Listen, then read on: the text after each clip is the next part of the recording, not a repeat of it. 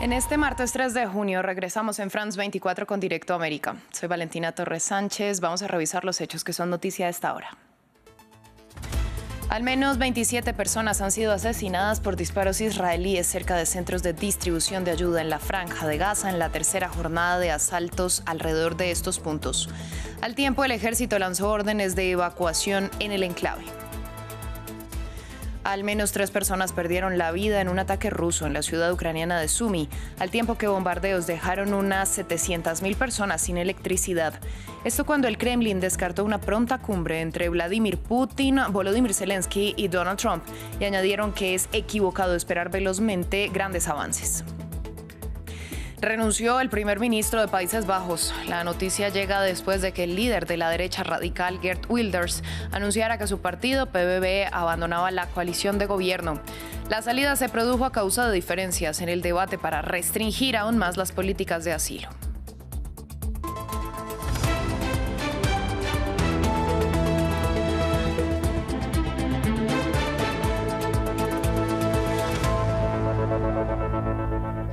Abrimos este informativo en la Franja de Gaza, donde al menos 27 palestinos murieron por disparos israelíes cerca de un centro de distribución de ayuda en la tercera jornada de asaltos contra estos puntos. El ejército de Israel justificó los disparos, asegurando que se sienten amenazados por los gazatíes que buscan comida. El alto comisionado de la ONU para los Derechos Humanos, Volker Turk, calificó dichos ataques como crímenes de guerra. Nuestro corresponsal, Federico Cueva Barberena, nos reportó previamente desde Jerusalén. Sí, es que es el tercer día consecutivo que se producen estos ataques mortales en las inmediaciones de los centros, del mismo centro de distribución, mejor dicho, en el área de Rafah, en el sur de la Franja de Gaza, que es operado por esa Fundación Humanitaria de Gaza, el grupo respaldado por Israel y Estados Unidos, que hace esta entrega de ayuda militarizada y de forma limitada. El Comité Internacional de la Cruz Roja fue quien confirmó al menos 27 muertos y más de 150 heridos por los ataques de esta madrugada. En su hospital de campaña dijo que recibió a 19 personas que fueron declaradas muertas en el lugar y otros 8 heridos fallecieron poco después, mientras que los cadáveres están siendo trasladados al hospital Nasser de Han Yunis. Los testigos han contado a las agencias de noticias que los tiroteos se registraron cerca de las 4 de la mañana, describen disparos de todas las direcciones y de manera indiscriminada, y algunos, los que lograron llegar al sitio de entrega de ayuda, han señalado que la escena fue de caos, no había una entrega organizada, muchos no lograron conseguir ni siquiera algunos víveres, lo que aumenta entre los palestinos esa sensación de humillación, pero también de resignación y de sentir que tienen que volver al día siguiente más allá de los riesgos que están corriendo. El ejército israelí admitió haber abierto fuego una vez más, dijo que fue contra, en sus palabras, sospechosos que abandonaron la designada ruta segura, acercándose, según el ejército israelí, demasiado a las tropas y después de haber ignorado los disparos de emergencia, de advertencia, pero dijo también que está investigando los reportes de las muertes, mientras que la Fundación Humanitaria de Gaza sigue repitiendo el mismo discurso que repite cada día ante estos incidentes, que es que los disparos no ocurren en sus sitios de distribución y que la entrega la completan sin inconvenientes. En concreto, igualmente, ya son 62 los muertos y cientos los heridos en 3 días, como señaló el alto comisionado de Derechos Humanos de la ONU, que dijo que son inconcebibles estos ataques y que pueden llegar a ser considerados crímenes de guerra. En Israel, varias encuestas indican que un 70% de los ciudadanos piden priorizar el retorno de los 58 secuestrados que siguen en Gaza, incluso a expensas de terminar con su invasión. Pese a que esta idea no se traduce en protestas masivas, está ganando fuerza y cuenta con el apoyo de decenas de miles de reservistas y exmilitares que denuncian que la guerra de su país responde solo a los intereses del gobierno de Benjamín Netanyahu. La historia es de nuestros corresponsales Yanira Gómez Muñoz y Federico Cueva Barberena. Como exmiembro de la Fuerza Aérea, Guy goza del respeto de la sociedad israelí. Eso, asegura, lo motivó a firmar esta carta en la que 1.200 pilotos en servicio y retirados piden zanjar la invasión en Gaza. Continuar la guerra llevará a la muerte de rehenes, de soldados israelíes y de muchos civiles inocentes. Más de 10.000 reservistas y veteranos del ejército han exigido lo mismo en otras misivas. son voces al alza cuando el gobierno de Netanyahu agudiza los ataques y la ocupación de la franja para la que requiere a miles de soldados. Los soldados deben preguntarse cuál es el objetivo de esto.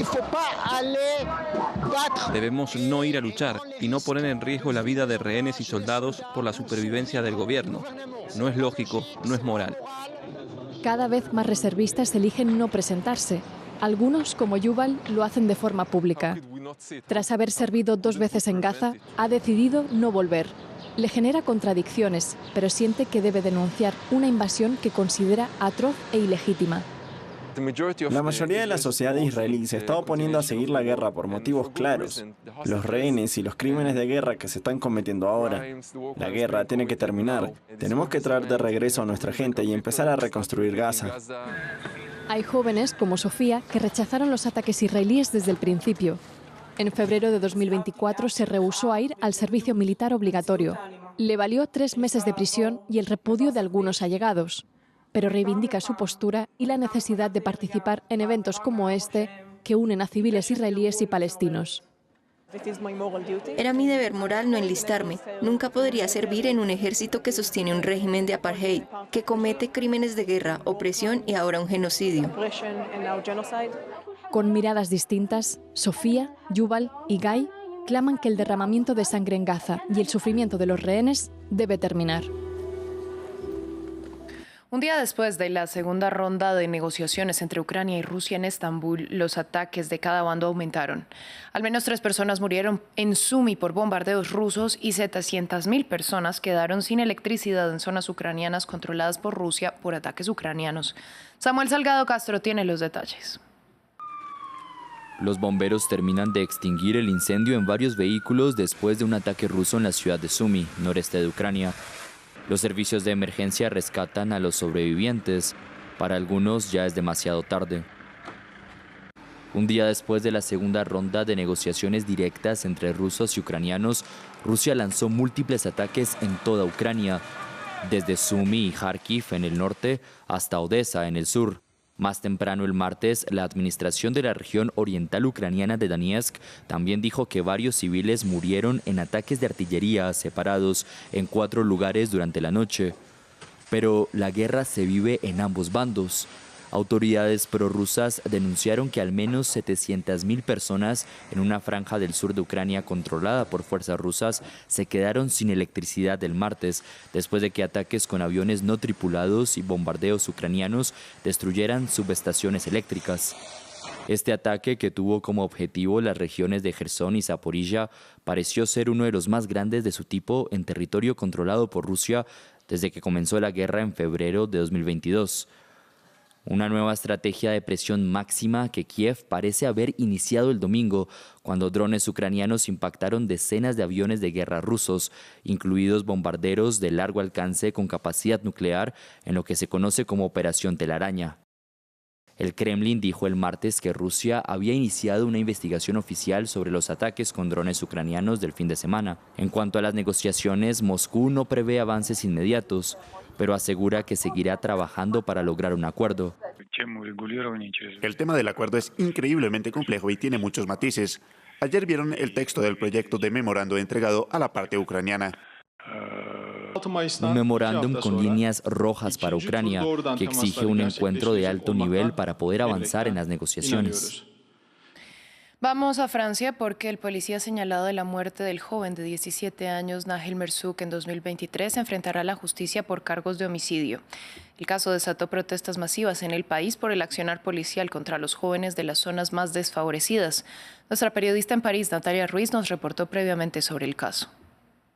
El caso de Nahel le había dado la vuelta al mundo en junio de 2023. Este joven que resultó muerto tras un control de policía. Él conducía un vehículo, un agente le pidió detenerse y según el agente, pues el joven había tratado de atropellarlo y por eso había disparado. Pero a través de varios videos en redes sociales se ve que la historia no es tan así. Esto forma parte del corazón de esta investigación porque se ve que el policía dispara a quemarropa.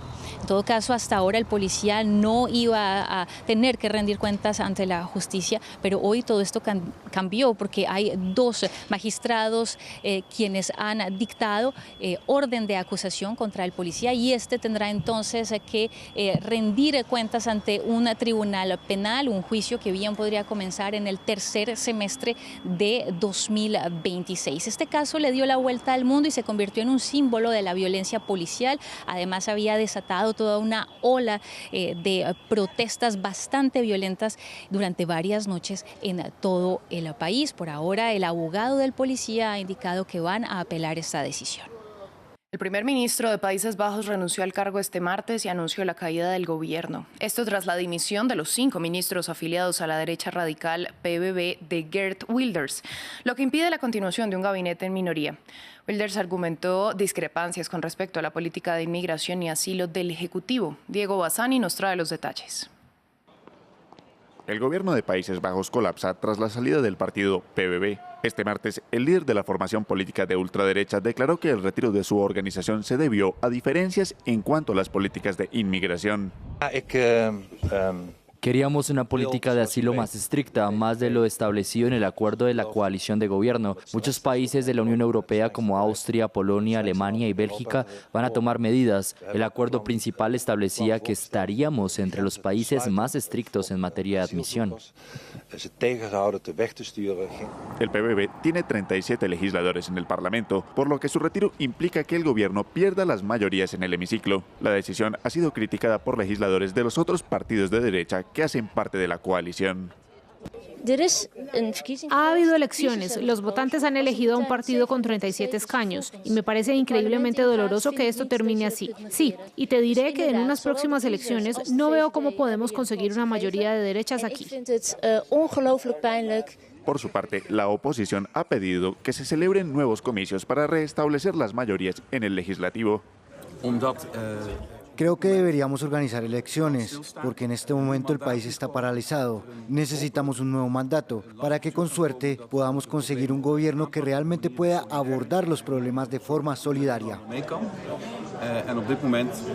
De convocarse a elecciones, los partidos de derecha se enfrentarían al Partido Laborista y las formaciones de izquierda con la economía y las políticas de inmigración como temas principales. En Corea del Sur, las encuestas preliminares dan la victoria presidencial al candidato liberal Lee Jae-myung con el 51,7% de los votos, frente al 39,3% que obtendría su rival Kim Moon-soo. Esto tras los comicios del martes. Fuentes del Partido Conservador dijeron estar consternadas por este resultado.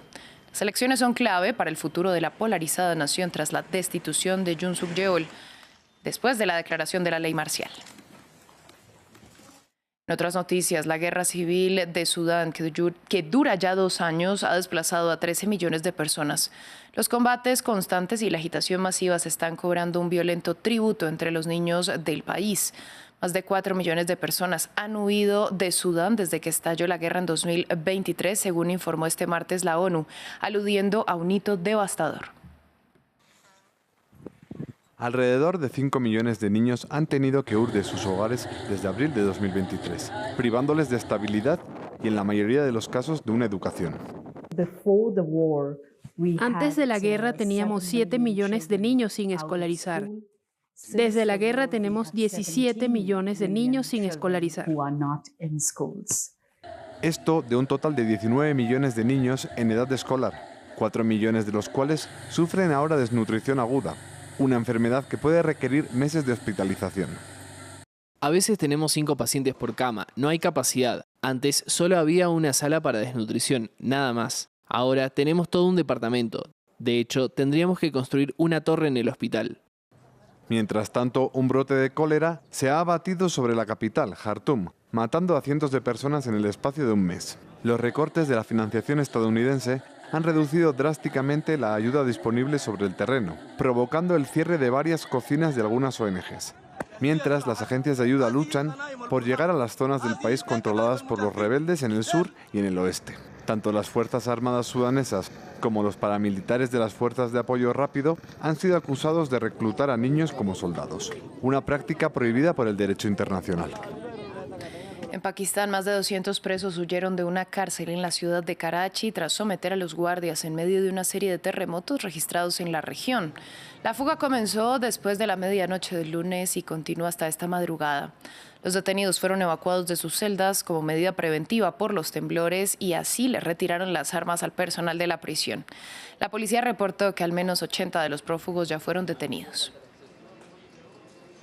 Fin del informativo, volvemos en breve.